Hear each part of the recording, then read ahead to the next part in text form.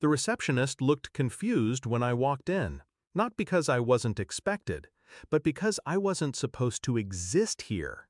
I scanned the lobby. Same sterile artwork, same polished floors, same old hierarchy dressed in pressed shirts and empty smiles. But this time, I didn't come with a resume. I came with keys. 5 months ago, I sat outside this building rehearsing answers for a job I already knew too well. A chance. That's all I needed. But someone made sure I never got it. And now, I stood in the elevator watching the numbers rise. She didn't know yet. Didn't know I now owned the very company she weaponized against me. Didn't know what was coming. But she would. Soon. I found out through her sister. A drunken birthday dinner. Words she never meant to say out loud. She told the CEO you were unstable. Said you couldn't handle pressure after your father died, that you'd embarrass her if they hired you. I didn't react, not visibly, but something in my chest caved in. Not from the betrayal, from the precision of it. That wasn't just rejection, that was sabotage. Calculated, personal, efficient. She smiled at me that night, kissed my cheek, told me to keep trying, it'll happen soon. I watched her like I was seeing her for the first time. The woman I married didn't lie to me. She built a version of me that didn't deserve to be believed. I said nothing, just started walking. Days bled into research, tracing ownership, identifying the weak links. The CEO she whispered poison to? Bankrupt now, gambling scandal. My private offer came at just the right time. The board? Half asleep, half greedy. They barely glanced at the Shell Corporation paperwork. I acquired the company from underneath them. Used the payout from my late father's estate, the one she tried to convince me to invest into her art gallery last year. I started showing up, quietly. Meetings, memos, decisions. She never noticed.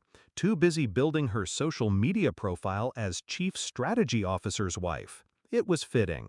She made me invisible, so I became a ghost in her walls. Until today.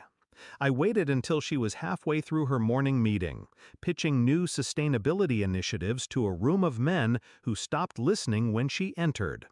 I walked in. No announcement, no knock, just presence.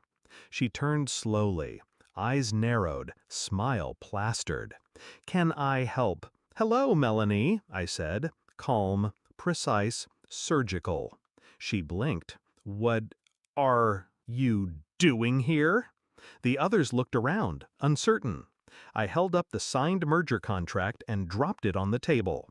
I'm the new owner. Effective immediately. Her voice cracked. "You're joking!"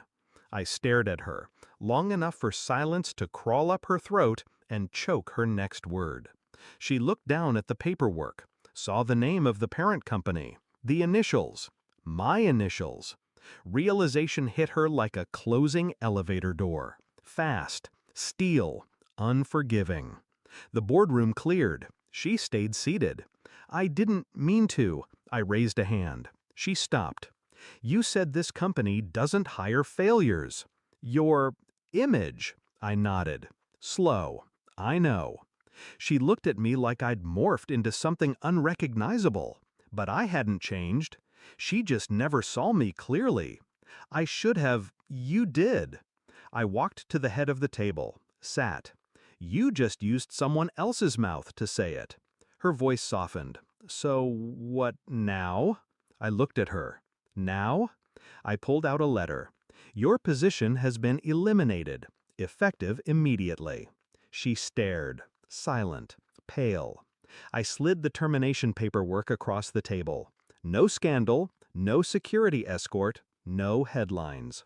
A pause. Just quiet. Like the way you erased me. She left the room with a hollow kind of grace. The kind people wear when everything they built just turned to dust. I didn't watch her walk out. Didn't need to. Some ghosts bury themselves. Some just forget who they're haunting. I sat alone in the chair she once said I'd never earn, and smiled. not out of satisfaction, but finality. She burned the bridge. I bought the river. Let her swim.